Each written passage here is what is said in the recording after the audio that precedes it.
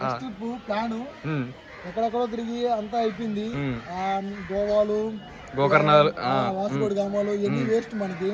మనం జీవితంలో జ్యోతిలింగాలు తిరిగిస్తుంటే చాలు. వీటిలో మనకి ఫస్ట్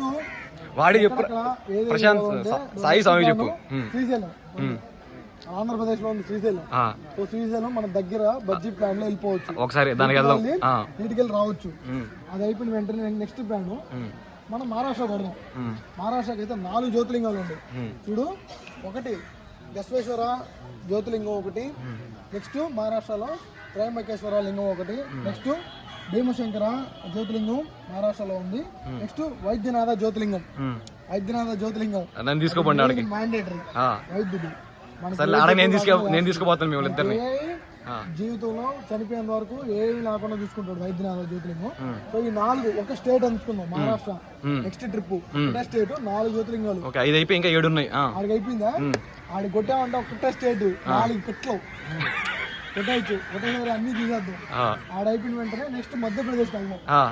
మధ్యప్రదేశ్ లో 2 ఉన్నాయి. మహాంకాళ జ్యోతిలింగం ఉజ్వాయినిలో ఉంది. నెక్స్ట్ ఓంకాళేశ్వర జ్యోతిలింగం అమలేశ్వరంలో ఉంది. ఈ 2 పెద్ద డిస్టెన్స్ ఏం కాదు, మనం మహారాష్ట్రకి వెళ్తే చాలు, 2 చూసుకోవచ్చు. సో ఇలా ఒక స్టేట్ లో 2 చూసుకోవచ్చు. సెట్ అయిపోద్ది. ఇంకా మనకి దగ్గరగా అంటే తమిళనాడు, ఆంధ్రప్రదేశ్ కి దగ్గరలో తమిళనాడు, చెన్నై చేసి కదా. తమిళనాడులో రామేశ్వరంలో రామేశ్వరం జ్యోతిలింగం ఉంది. ఆడికి పోవచ్చు. అది కానీ మనం మంచిగా చూసుకో. ఆడొకటే ఉంది కాబట్టి మన దగ్గర వెళ్ళొచ్చు, పర్లేదు.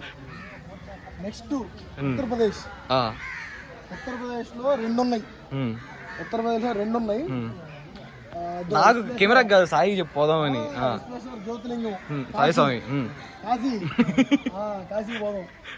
కాశీ అయిపోయిన తర్వాత ఉత్తరప్రదేశ్ లో ఉత్తరప్రదేశ్ ఒకటే స్వామి ఒకటే ఉండేది. ఉత్తరప్రదేశ్ లో కూడా కాశీ ఒకటే. ఉత్తరాఖండ్ ఇప్పుడు మనం పోయే డెహ్రాడూన్ పక్కనే కేదార్నాథ్ ఉంది. కేదార్నాథ్కి వెళ్ళొచ్చు. కేదార్నాథ్ ఉత్తరాఖండ్. అది సెట్ అయిందంటే ఇది ప్లాన్. మహా అంటే గుజరాత్ లో 2 జ్యోతిలింగాలు చేస్తాం.